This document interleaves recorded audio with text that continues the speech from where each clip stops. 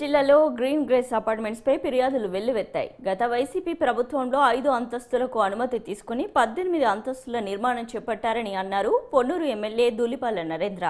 నూతన కూటమి ప్రభుత్వం ఏర్పడిన తర్వాత పలుమార్లు ఆ అపార్ట్మెంట్స్ పై జీఎంసీ కమిషనర్ ఫిర్యాదు చేయడం జరిగిందని, ఈ బిల్డింగ్ అవకతవకలను బయటపెట్టినట్లుగా తెలిపారు. 3 రోజుల క్రితం విజయవాడలోని పొల్యూషన్ బోర్డు అధికారులను కలిసిన ఆయన గ్రీన్ గ్రేస్ అపార్ట్మెంట్ నిర్మాణం వల్ల పర్యావరణానికి నష్టం కలుగుతుందని అన్నారు. ఈ అపార్ట్మెంట్ విషయంపై జీఎంసీ, రైల్వే, పొల్యూషన్ బోర్డు అధికారులు ఏ విధమైన చర్యలు తీసుకుంటారో వేచి చూడాల్సి ఉంది. దీనిపై పూర్తి సమాచారం గుంటూరు జిల్లా నుండి మా ప్రతినిధి శ్రీనివాస్ ఫేస్ టు ఫేస్.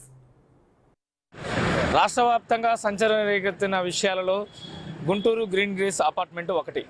ఈ మధ్యకాలంలో గత ప్రభుత్వం పోయిన తర్వాత, నూతన ప్రభుత్వం ఏర్పడిన తర్వాత, తెలుగుదేశం పార్టీ కూటమి ప్రభుత్వం అధికారంలోకి వచ్చిన తర్వాత గుంటూరు గ్రీన్ సిటీ అపార్ట్మెంట్ ఇప్పుడు ప్రస్తుతానికి హాట్ టాపిక్గా మారింది.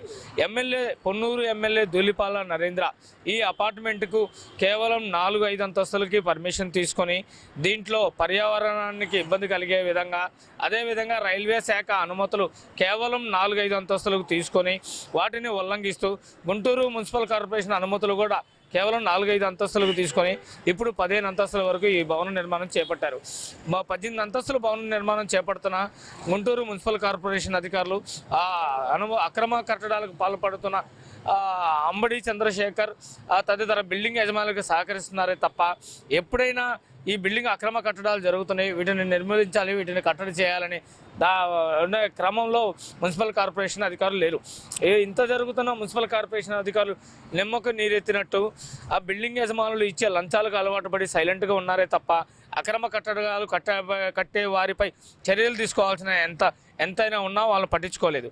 కాకపోతే నూతన ప్రభుత్వం ఏర్పడి 150 రోజులు జరిగిన తర్వాత పొన్నూరు ఎమ్మెల్యే గత 2 నెలల నుంచి అనేక సందర్భాల్లో మీడియాకు వస్తూ, అదేవిధంగా వివిధ శాఖల అధికారులకు వీటి మీద ఫిర్యాదు చేయడం జరుగుతుంది. ఈ మధ్యకాలంలో గత 2-3 రోజుల క్రితం చూసుకుంటే విజయవాడలోని పొల్యూషన్ బోర్డు కంట్రోల్ కమిటీ వారికి కూడా ఈ బిల్డింగ్ మీద ఫిర్యాదు చేస్తూ చర్యలు తీసుకోవాలి, పొల్యూషన్కి దీనిపై పొల్యూషన్ బోర్డు వారు దీనిపై చర్య తీసుకోవాలి, ఎందుకంటే ఇది పర్యావరణాన్ని పరిరక్షించే విధంగా, పర్యావరణానికి ఇబ్బంది కలిగే విధంగా ఉంది, వెంటనే పర్యావరణ పరిరక్షించాల్సిన అవసరం ఎంత ఉందని చెప్పి వారి మీద ఫిర్యాదు కూడా చేయడం జరిగింది.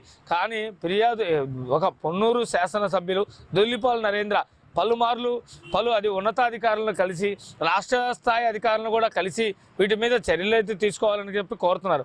కానీ ఇప్పటి వరకు మున్సిపల్ కార్పొరేషన్ అధికారులు కానీ, PCBI అంటే పొల్యూషన్ బోర్డు కమిటీ వారు కానీ వీటి మీద చర్యలు తీసుకున్న దాఖలా లేవు.